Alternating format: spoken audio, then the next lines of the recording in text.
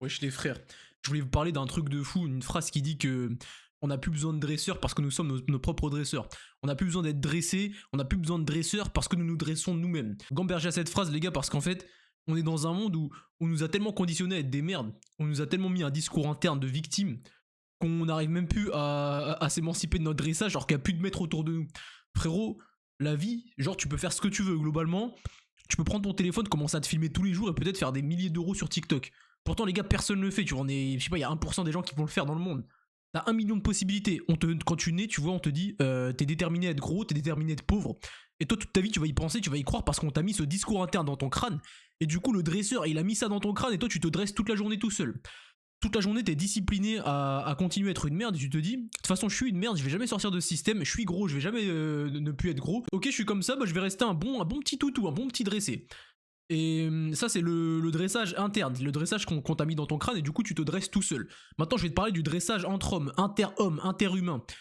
Ils sont tellement forts, et je vais te faire un parallèle avec 1984, George Orwell, un livre incroyable, les frérots, qui vous éveille sur plein de trucs. Et dans ce livre, on te dit, on te fait comprendre que, une fois de plus, en plus de te dresser toi-même, tu te dresses avec les autres humains et tu dresses les autres humains, ce qui fait qu'il n'y a même plus besoin de maîtres pour te surveiller, il n'y a plus besoin de contrôle, il n'y a plus besoin de caméras. Bon, il y aura toujours plus de contrôle, il y aura toujours plus de caméras, il y aura toujours plus de lois qui t'empêchent d'être libre, mais globalement, ça, en vrai de vrai, ça sert à rien parce que tes homologues, frérot, 39-45, t'inquiète pas qu'il y avait des poucaves, il y avait des gens qui faisaient de la délation. Ah, le voisin, il héberge un J-word. Ah, le voisin, il fait ça. Ah, la voisine, elle fait ça. La voisine, elle a trompé ton mari, quitte là. Là, je vais te donner plein d'exemples, tu vas vite comprendre. Cette personne ne porte pas de masque à l'école, virez-la de la classe. Cette personne ne porte pas de masque alors qu'elle est conducteur de bus. Les gars, moi je travaillais dans une agence de transport, service téléphonique, je recevais des appels tous les jours de gens qui me disaient oui, le conducteur ou le contrôleur de votre entreprise, elle porte pas de masque. J'ai pris des photos si vous voulez, je peux vous les envoyer. Des gens, ils appellent, ils ont pris des photos de gens qui ne portent pas de masque pour l'envoyer aux autres. S'ils sont capables de balancer un truc aussi débile, un truc qui n'a absolument aucune importance, est-ce que tu penses qu'un truc hyper grave comme frauder des milliers d'euros au fisc parce que tu veux échapper à l'État, parce que l'État te prend toute ton oseille, tu veux échapper à ce truc de merde, est-ce que tu penses que si un jour une personne est au courant, elle va pas te poucave sans aucune vergogne? On est dans un monde de psychopathes et tu comprends qu'il n'y a plus besoin de maître. Quand tu sors 3 minutes plus tôt que prévu de ton travail, tu penses vraiment que tes collègues ils vont pas piailler au patron, genre. Ils vont soit piailler entre eux jusqu'à que ça arrive aux oreilles du patron, soit piailler juste entre eux, mais ça arrivera tôt ou tard dans les oreilles du patron parce qu'à force d'en parler volontairement pour qu'un jour ça arrive dans l'oreille du patron, bah ça arrivera tôt ou tard. Donc tu comprends que dès le début, on te matrix, on te dit les pauvres resteront pauvres, le déterminisme social, les pauvres engendrent des pauvres, tu vas rester pauvre. Donc avec ce discours interne, tu vas te dresser toi-même. Tu n'auras pas de maître chez toi, tu seras chez toi tranquillement. Il n'y aura pas de maître d'école, pas de dictateur politique, pas de médias pour te bourrer le crâne. Tu vas être chez toi avec tes propres pensées et tu vas te dresser. Tu vas faire un dressage de toutou, frérot. T'as des molosses dans Pokémon, tu vas te dresser tout seul et dire waf waf, waf waf, je vais rester pauvre, je vais rester gros, je vais rester dans ma condition parce qu'on m'a dit que c'était comme ça. Tu vas te prendre des râteaux d'une meuf, tu vois. Tu vas te prendre des râteaux d'une meuf, un râteau d'une meuf ou des râteaux de plusieurs meufs et tu vas être seul, tu vois. Personne va t'aimer et du coup, tu vas te dresser toi-même. Tu vas dresser un discours en toi victimaire qui dit que de toute façon les filles c'est pas pour moi, elles sont trop méchantes. D'un côté les gars, moi je vais me détacher un peu de la red pill sur ce truc là parce que pour moi il y a plusieurs red pills, tu vois. Il y a les red pills du petit bouffon qui veut jamais se remettre en question, c'est de la faute des meufs, j'ai pris la pile rouge, je suis un stoïciste, rien ne va dans la vie c'est de la merde, vivement que je meure, de toute façon même si je meurs ça change rien parce que la vie c'est de la merde. En fait je pense qu'il y a plusieurs formes de red pill. Et il y a des mecs, j'ai reçu un DM d'un mec qui m'associe à cette forme de red pill de bouffon. En fait, moi, j'ai aucun mal, les gars, à prendre le bon d'un parti et extraire le mauvais d'un parti. Et une fois de plus, le mouvement red pill, tu vois, le MGTOW et tout, MGTOW, moi, j'ai pas de problème à dire ça c'est bien dans ce truc-là, ça c'est bien dans ce truc-là, ça je le teste, j'en veux pas. Donc faut pas qu'on m'associe à ces trucs de ah ouais toi t'es le Andrew Tate 2.0, t'es le Kylian Sensei 2.0. Il y a plein de trucs de bons à prendre chez eux, il y a sûrement des mauvais trucs, moi je vais prendre les bons côtés, je vais me faire mon personnage à moi, tu vois. Et un mec il m'a dit t'as un plagieur de l'observateur, t'as un plagieur d'Andrew Tate, il m'a DM et après il m'a dit je savais que t'allais avoir une réponse immature. Je lui ai dit frérot il y a aucune virgule dans ton pavé, j'ai rien compris, premier degré il était incompréhensible son pavé, j'ai dû le relire 3 fois. Et il m'a dit réponse immature. Frérot, j'ai rien à prendre de ton message, j'ai rien à prendre, frérot. Pour en revenir au sujet, les gars, de base, c'était t'es un esclave et t'as même pas de maître, t'as même pas de chaîne sur toi et tu continues d'être un esclave. Pourquoi? Émancipe-toi de tous ces discours internes. Les gars, quand je vous dis que la manifestation, que les paroles, c'est un vrai truc, c'est pas pour rien.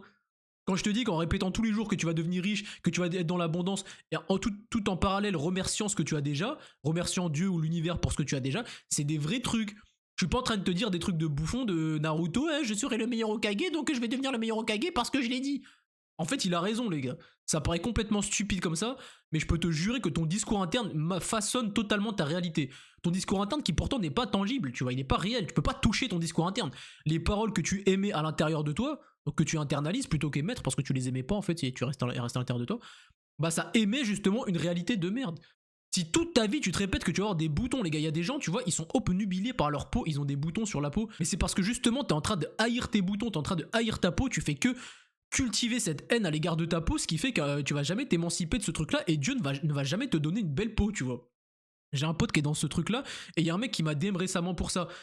Toi, ça peut te paraître tout bête, tu dis, attends, tu vas me dire que le secret pour avoir une belle peau, c'est de juste se dire que j'ai une belle peau. Alors, c'est une partie du secret, frérot. À côté, mange bien, mange pas de gluten, lave-toi avec des bons produits. Bref, soigne ton hygiène de vie, c'est sûr que sans ça, si tu fais juste. On va rebondir sur ça juste après, du coup. Si tu ne fais que demander comme un abruti sans jamais faire l'action pour avoir ce que tu demandes, tu vas jamais rien avoir. Par contre, si tu remercies Dieu pour ce que tu as déjà, si tu travailles pour avoir ce que tu veux, et si tu le remercies à chaque fois que tu avances vers ton projet d'avoir ce que tu veux, ça va marcher. Là, les gars, je vais rebondir vers mes frères musulmans, mes frères muses qui font des rappels. Les gars, premier degré, moi, ce qui m'a raffermi le plus vers la religion, vers Dieu, vers l'univers, vers Allah, vers toutes ces choses, c'est me renseigner par moi-même, me renseigner que la manifestation existe, me renseigner que l'eau enregistre réellement la fréquence, me renseigner sur le fait que la musique nique la fréquence de l'eau, avec des mauvaises fréquences, vu qu'elle est en 440 Hz, ça nique la fréquence de l'eau, ça nique l'eau. C'est ça qui fait que moi j'ai compris que l'islam c'était une bonne religion. C'est pas les imams qui m'ont fait réaliser ça. Les imams qui prêchent et qui donnent que des discours victimaires où on te dit juste demande à Allah qui va te le donner. Allah est très miséricordieux, demande-lui, il va te le donner, demande-lui, il va te le donner. Ça suffit pas, les gars. Ils te disent pas que pour qu'il te le donne, faut travailler comme un fou et faut surtout remercier ce que t'as déjà. Je pense que ça, ils le disent. Et je vais pas cracher sur tous les imams et tous les prêches des mosquées parce que j'en ai pas assisté à, j'ai pas assisté à 50 prêches. J'ai pas été 1 million de fois dans ma vie à la mosquée. J'y vais globalement que pendant la Eid presque. Et souvent les prêches sont très bons, les paroles sont pleines de sens, elles sont pleines de sagesse. Et j'ai envie de te dire qu'Allah les récompense pour les bonnes paroles qui véhiculent et qui propagent. Par contre, moi je pense que le bagage argumentaire des imams et des musulmans en général, il est pauvre parce que il te met dans une position de demandeur victimaire. Demande à Dieu, implore Dieu, il va te donner. De ce que je comprends, de ce que je lis en ce moment et de ce que j'arrive à comprendre, ouais, ça marche pas comme ça. Demander et espérer que ça va arriver tout seul, ça ne marche pas comme ça. Et pour moi, ça me paraît logique. Tu dois te mettre en fréquence avec ce que tu demandes. Tu veux être dans l'abondance, tu dois raisonner l'abondance. Tu dois pas être en position de victime à attendre. Tu dois aller chercher pour recevoir. Et là, quand on te donne, tu dis merci Dieu, merci de me l'avoir donné, j'ai vu la lumière, grâce à toi, j'ai élevé ma conscience, j'ai élevé mon niveau de discipline, je suis parti chercher ce que je voulais avoir et tu me l'as donné, merci de me l'avoir donné. Mais faut pas attendre passivement et dire Inch'Allah que ça va arriver, Inch'Allah que je vais avoir une femme pieuse, Inch'Allah que machin. Bah non, Dieu va pas te donner une femme pieuse parce que juste tu lui as demandé, faut aller le chercher un peu, tu vois. Donc moi j'aime pas cette position, tu vois, parce que je vois des frères. Les gars, je sais pas si vous allez voir ce que je vois. Moi les gars, c'est pas méchant mon discours, les gars. Moi, je vous dis ce que j'observe. Après, moi, il n'y a pas de mal, de bien. Je te dis ce que j'observe. Les frères musulmans qui sont hyper humbles, tu vois, franchement, ils dégagent une gentillesse pas possible. Ils ont l'air hyper gentils. Même les prêtres et tout, tu vois. N'importe quel homme de Dieu, homme de foi, ils dégagent une certaine humilité, une certaine gentillesse. Mais ils dégagent aussi une certaine mesquinerie. Et c'est pas de la méchanceté, ce que je te dis. Je suis désolé, les gars. Les frères que je croise, tu sais, ils sont pas dans l'abondance financière. Et je sais que c'est pas le plus important, mais le but, c'est quand même d'être libre sur Terre. Si tu veux aider les autres, tu dois être libre. Si tu veux guider les gens vers la liberté, vers la pleine conscience, tu dois être conscient que l'argent, c'est la clé de la liberté dans ce monde, tu vois. La liberté de pouvoir exercer ta religion dignement, librement, sans être pris H24 par un 35 heures, etc. Donc pourquoi les imams, les frères mus et tout, qui sont hyper gentils, humbles, ils respirent pas cette abondance. Ils te disent, ouais, t'inquiète, demande à Dieu, il va te le donner. Ils ont demandé toute la vie, ils ont prié, mais certes, Dieu leur a donné sûrement une richesse de cœur que moi je n'ai pas actuellement et que peut-être je n'aurai jamais, tu vois, Inch'Allah que je l'aurai un jour. Certes, Dieu leur a donné cette richesse de cœur, de savoir se contenter de ce qu'on a et dire merci mon Dieu, ça m'appartient pas et de toute façon, ce que j'ai, ça m'appartient pas. Merci de me l'avoir donné, c'est gentil, tu vois. Certes, ça les met dans cette richesse de cœur. Mais pour moi, si tu veux t'élever parmi les humains, tu dois chercher plus que ce que t'as donné et essayer de recevoir plus. Et certes, ça passe par la prière, la demande, mais ça passe par la gratitude et le charbon. Et pour moi, j'ai l'impression que les imams et les musulmans, les frères mus de France, ou en général, ne te parlent pas assez de cet aspect charbon. Ils te parlent de la prière 5 fois par jour, ils te parlent de la gratitude et de demander à Allah, mais ils te parlent pas de l'autre, le fait que Allah, tu peux lui demander toute l'année, toute ta vie, il va pas te le donner si tu mérites pas et que t'as pas fait les efforts. Si t'as pas travaillé pour avoir ce que tu veux, il va pas te le donner, c'est logique. Le Saint-Esprit ne va pas te le donner. Il va te le donner si tu résonnes en fréquence, à la même fréquence que ta demande. Oui, mais pour résonner à la même fréquence, faut pas juste dire Inch'Allah que je vais l'avoir. faut travailler sur soi. C'est en travaillant et tous les jours d'arrache-pied, en mettant en place des routines, en faisant tous les jours ce que tu dois faire pour atteindre ton objectif, que là tu vas résonner avec la fréquence. Là c'est cohérent de demander. Là tu peux demander à Allah ou à Dieu ou à l'univers ou ce que tu veux. Et quand tu vas recevoir, tu pourras dire merci et tu auras mérité ton truc. Mais pour moi, les ourtis, tu vois, qui font pas le travail sur elles, qui mangent n'importe quoi, qui prient toute la journée et tout, c'est très bien, c'est très pieux, mais je pense que ça ne suffit pas. Je pense que pour mériter ce que tu demandes en priant 5 fois par jour, faut à côté charbonner. Je pense que quand tu fais les deux, t'es inarrêtable. Tu vois, moi les gars, si je faisais mes 5 prières par jour, que j'avais encore plus de gratitude, je pense que j'irais encore plus vite et je serais encore plus inarrêtable. Tu vas me dire pourquoi tu pries pas. Les gars, j'ai envie de te dire, Dieu, enfin, le cœur a ses raisons que la raison ignore, tu vois.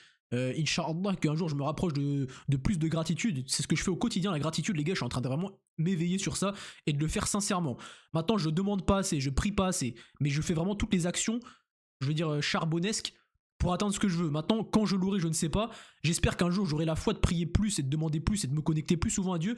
Mais même si je le fais, les gars, même si je le fais pas via la prière pure, le rite qui est, tu sais, les ablutions, se coucher, se prosterner, même si je le fais pas via ça, je vous jure, les gars, je passe une grande partie de ma journée à remercier Dieu et à faire les actions qui m'inculquent, tu vois. Être un homme bon, écouter les autres, essayer de dire des choses positives pour aider les gens, tu vois. Toutes ces choses, bien que je prie pas 5 fois par jour, je sais que je m'élève culturellement, enfin je m'élève spirituellement à grâce et en résonance avec l'islam. Donc les gars, je sais que je suis fautif de ne pas, je sais que c'est péché entre guillemets de ne pas, c'est pas péché mais dire c'est pas bien de ne pas prier. Mais sachez les gars que je pense que tu peux élever ton comportement et c'est un peu comme si tu priais. Non, je suis pas en train de te dire que je suis un feignant qui ne prie pas et du coup je pense que via mes actions, c'est comme si je priais, c'est pas ce que je te dis. Je te dis que je pense que le comportement induit beaucoup de choses et le fait de faire tout en conscience, en disant merci, en aidant les autres, en disant que je fais ça pour le bien-être, tu vois, plutôt que pour moi, même si je fais pas 50 000 actions, tu vois, ces vidéos c'est bien, ça vous aide, mais en vrai moi derrière j'ai un intérêt, tu vois, c'est de faire de l'argent, de faire une communauté. Mais en tous les cas, je pense que même si tu pries pas, mon frérot, si t'es musulman, si tu pries, machallah, t'es un monstre. Et si t'es un croyant, un mec qui croit à l'univers et tout, même si t'es pas musulman pur, tant que mon frérot, tu résonnes avec Dieu, tu résonnes avec l'univers, tu résonnes avec des bonnes valeurs toute la journée le plus possible, tu remercies le plus possible ton créateur ou l'univers de faire ce que tu fais, de pouvoir le faire en marchant, en voyant, en sentant, en touchant des choses. Je pense que t'es dans le bon. Si un jour tu peux encore plus te raffermir et te mettre à prier concrètement et remercier concrètement 5 fois par jour, c'est encore mieux. J'ai envie de te dire, que ce soit en islam ou n'importe quoi, tant que tu remercies l'univers, je pense que, les gars, je pense qu'une fois de plus, je le redis, l'univers s'appelle Allah selon moi, selon ma culture, selon l'islam. Mais je pense qu'un mec qui n'est pas dans l'islam et qui croit à l'univers, qu'il l'appelle Allah ou autre chose, je pense que c'est mieux de l'appeler Allah, mais je pense que c'est déjà très bien, tu vois, pour moi, de croire en l'appelant l'univers. Il y a plusieurs langues, les gars. Le français, l'anglais, l'arabe, etc.